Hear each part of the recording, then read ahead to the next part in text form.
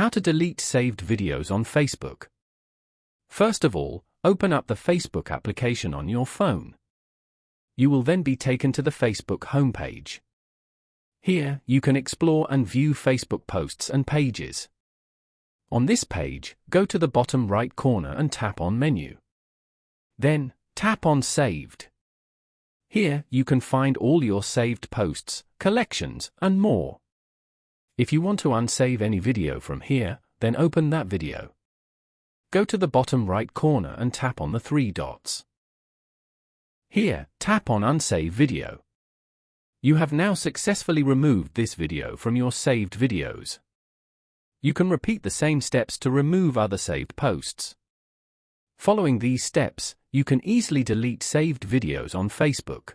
Thank you for watching. Please leave a like if this tutorial helped you, or leave a comment below if you have any questions related to the video.